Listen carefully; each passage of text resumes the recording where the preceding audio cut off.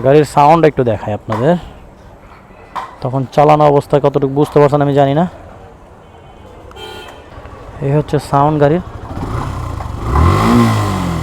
আসসালামু আলাইকুম, কি অবস্থা সবার? আশা করি সবাই ভালো আছেন। তো এই নতুন গাড়িটা কেমন লাগতেছে আপনাদের? এই গাড়িটা নিলাম, ইয়ামাহা ভার্সন 2 গাড়িটা। এটার আবার প্রশংসা করলে সমস্যা আছে, মনে করেন ওই যেমন দালাল, এই জন্য প্রশংসা করতে যাবো না ভাই। কিন্তু গাড়িটা খুব ভালো একটা গাড়ি। আমি আসলে মূলত আমার লাইসেন্সটা থুয়ে পড়ছি বাসায়, সেটা নিতে চাইতেছি। তো চলেন যে লাইসেন্সটাকে লুয়েহি। আর যেটা বলতেছিলাম, তো এই গাড়িটা কেমন হয়েছে আপনারা একটু কমেন্টে জানাইতে পারেন। আমার হোন্ডা সেল দিয়া আমি এটা নিছি, ইয়ামাহা ভার্সন 2। কারণ আগেরটার তো মাইলেজ পাইতাম 50 সিটিতেও, 160 সিসির গাড়ি হয়েও। এটার মাইলেজ কত দিব আপনারা একটু কমেন্টে জানান তো। আমি তো জানি 40-45-এর উপরে দেয় না। ফ্রেন্ডের নিয়ে দাঁড়ায় আছে, কই হয়। লেটস গো ব্যাট যা। আর আয়া খারা দিছে তো আমার ফ্রেন্ডের নিয়ে নিলাম। আমরা যাচ্ছি এখন বিআরটিতে। একটু আগে আপনাদের যেটা বললাম যে আমি নিছি বাইকটা, পুরাই মিথ্যা কথা। আসলে না, এটা আমার ফ্রেন্ড নিছে গাড়িটা। তো ভিডিও করতে পারি না, কারণ হচ্ছে আমরা এই গাড়িটা দেখতে গেছিলাম, তখন বাজে 10টা-11টা রাত। এই জন্য আর ভিডিও করার উদ্দেশ্যে যায়নি। কিন্তু যাই গাড়ি দেখে পছন্দ হয়ে গেছে। গাড়ি 5000 কিলো চলা, 5280 কিলো চলা গাড়ি, একদম ফ্রেশ, ফুল ফ্রেশ, ফার্স্ট মালিকের হাত থেকেই নিয়েছি। ডিটেল দেখাবো, আগে যাই চলেন বিআরটিতে যাইয়া আগে নামটা আমরা ট্রান্সফার করে নিই। নাম ট্রান্সফার করতে 8000 টাকা চাইলো। আসলে মূলত নাম ট্রান্সফার করতে কত চাই না আমার আইডিয়া নাই, আপনাদের জানা থাকলে আমাকে একটু জানায়েন। শালা বাঘের মতো টানে।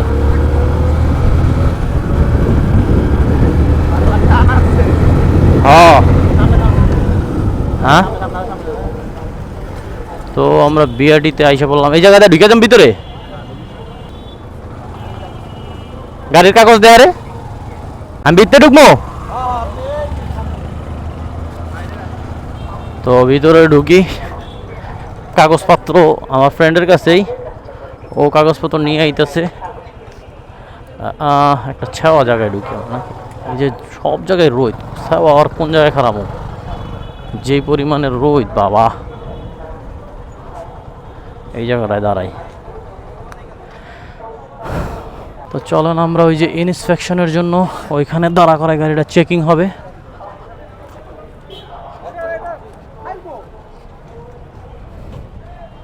এই এটা হলো মেন, এটা চেক হয়ে গেলে আমাকে প্যারা শেষ। হ্যাঁ আইতাছে, ফাইল আনতাছে। আরে আমগরে তো থুয়ে যাইব কথা যায়। আরেকটা তো ছিল,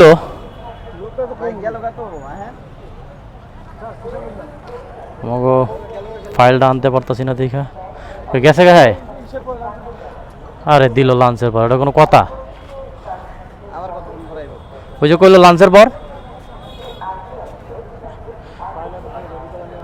দূর আধা ঘন্টা পরে লাঞ্চ, তার মানে 1.5 ঘন্টা পরে। ওই লাঞ্চের পর মানে 2:30-3টার পরে। 2:30-3টা ভাই। এখন বাজে কয়টা? এখন লাঞ্চ টাইম হইলো পুরো 2 ঘন্টা, ঠিক আছে। 2:30 বাজে হপায় আইলো। এই যে সাড়ে 2টা রাখছে। এই জায়গায় মনে করেন আকাম কুকামগুলো এই যে এরাই করে বেশি দালালের থেকে।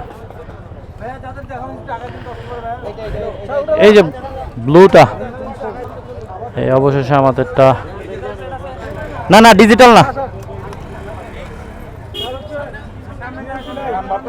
হ্যাঁ নাম্বার ডিজিটাল।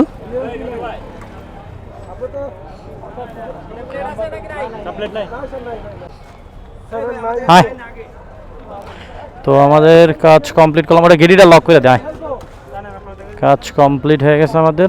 দেখি বড় ভাই, এটা আমরা একটু জমা দিয়ে দিব। আমরা মেবি 118-তে যাব। 118 কই, এটা তো 19। তারপরে 22, এটা হলো 20। মানে এটা জমা দিলেই কাজ শেষ। একটা স্লিপ নিয়ে নিব, কাজ শেষ আমাদের। ও 18 না,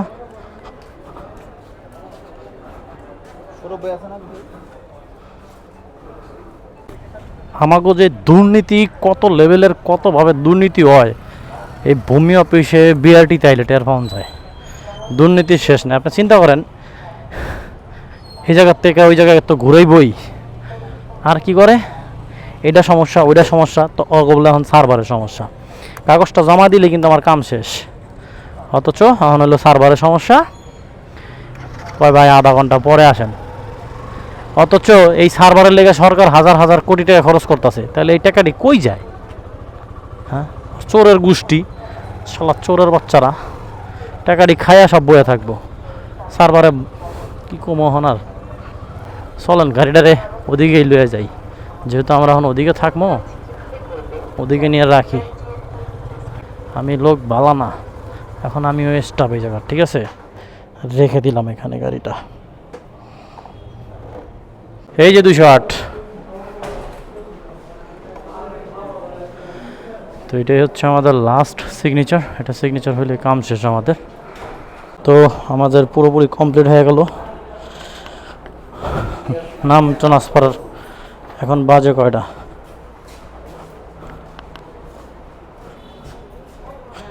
এখন বাজে 3টা 8। কী হলো, তুমি উঠতে পারো না? ভিজা গেছে, এখন আর উঠতে পারতেছে না। হ্যাঁ, কারে? চাবি তোর কাছে না আমার কাছে? হ্যাঁ, না আর দেখালাম না, সব কাম শেষ, রাখ। আর এই জায়গা cos, bye bye BRTA. BRT এর কাজ শেষ করলাম। আমাদের প্রায় 6 ঘন্টা লেগে গেল এই কাজ শেষ করতে। ভাবছিলাম 1-1.5 ঘন্টা লাগবো, কিন্তু শুধু ওই যে সিন করে গাড়ি, যার কারণে ওর কারণেই দেরি। ও 2 ঘন্টা পরে হয়, 2 ঘন্টা লাঞ্চ করছে। চিন্তা করা যায়, 1 ঘন্টা লাঞ্চ ওরা 2 ঘন্টায় করে। পুরো গরু মনে একটা খেয়াল হয়েছে লাঞ্চে বয়ে বয়ে। তো যাই হোক, এখন আমরা গাড়িটা নিয়ে একটু যাবো 10-এ। একটু তালা কিনতে হবে, একটা হেলমেট কিনতে হবে, টুকিটাকি কেনাকাটা আছে গাড়ির। এসিটারে নিচে কেমনে? হ্যাঁ, চিন্তা করা যায় কি রিক্সটা নিছে, যদি কাইতে বোঝা জায়গা। এইভাবে রিক্স নেওয়া উচিত, এইভাবে রিক্স না। অলরেডি কিন্তু ডাইন সাইড হয়ে রয়েছে। হ্যাঁ, বেগাতার হয়ে যেতেছে না মালটা। হ্যাঁ, আবার আসবেন। না না না, আপনাদের কাছে ফার্স্ট জিনিসটা আছে না। আমরাও ব্যবসা করি, ফার্স্টে কিন্তু অনেক ডিসকাউন্ট। এর জন্য আমি অনেক ডিসকাউন্ট দেই, বড় কাস্টমার অনেক ডিসকাউন্ট দেই। এর জন্য এদের কাছে লক নাই না? লক আছে, হেলমেটের লক। না না না, হেলমেটে না, গাড়ির লক। গাড়ি, হ্যাঁ। তাহলে লকটাও দেখ ভাই, এদের কাছ থেকেই দেখ। আরেক জায়গায় দেওয়ার দরকার কি? সামনে ও যে এইটাও আপনাদের না?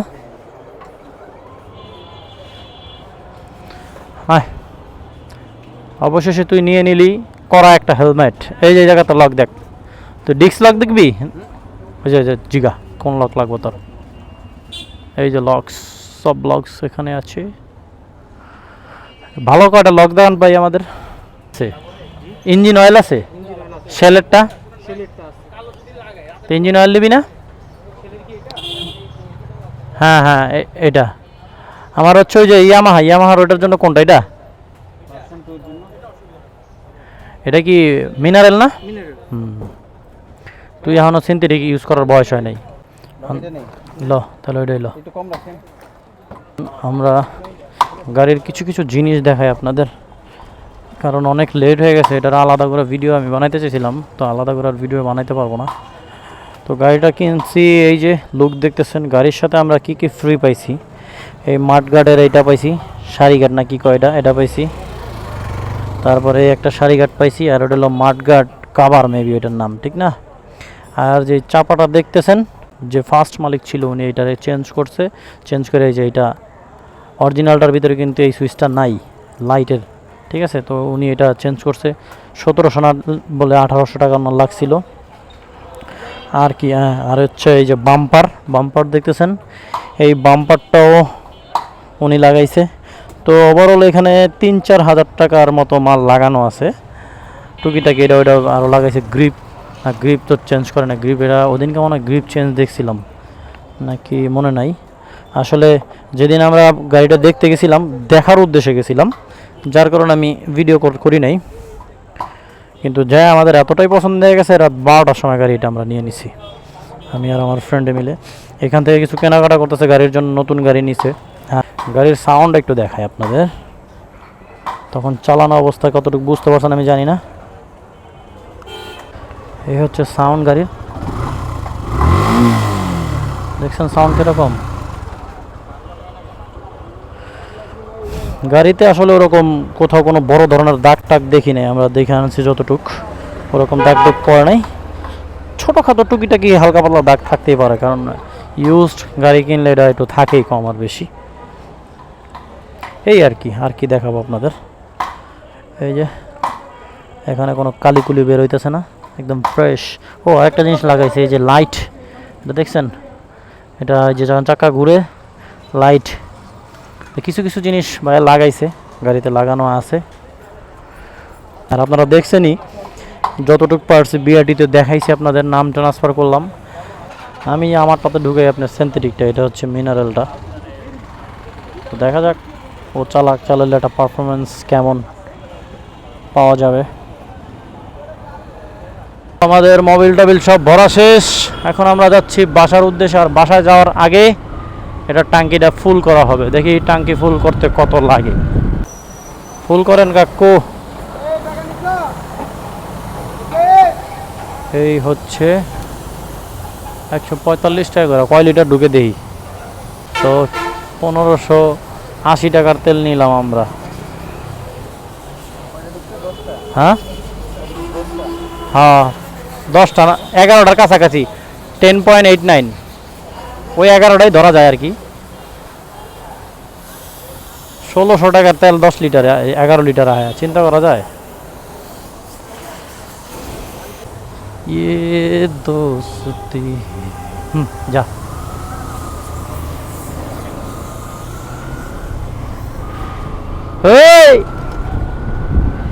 ভরে দিস না আমাদেরকে আবার।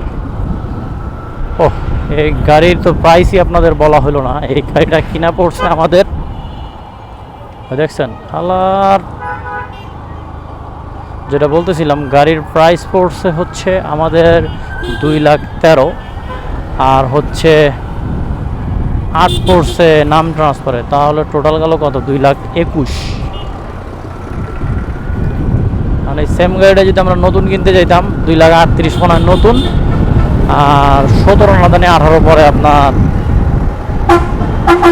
রেজিস্ট্রেশন করতে, তাহলে কয় টাকা লাগে হিসাব করে লন। মনে করেন 40, আর ওইটা যদি ভিতরে 60, তো 50-55 পরে যেত দুই, তাহলে আমরা সেভ করছি কত, প্রায় 30-35 হাজার টাকা আমাদের সেফ এই গাড়িতে। 5,000 কিলো চলা মানে গাড়ি ওটা নতুনই আমি মনে করি, ওটা পুরান গাড়ি না। তো আল্লাহ হাফেজ, আপনারা সবাই ভালো থাকবেন।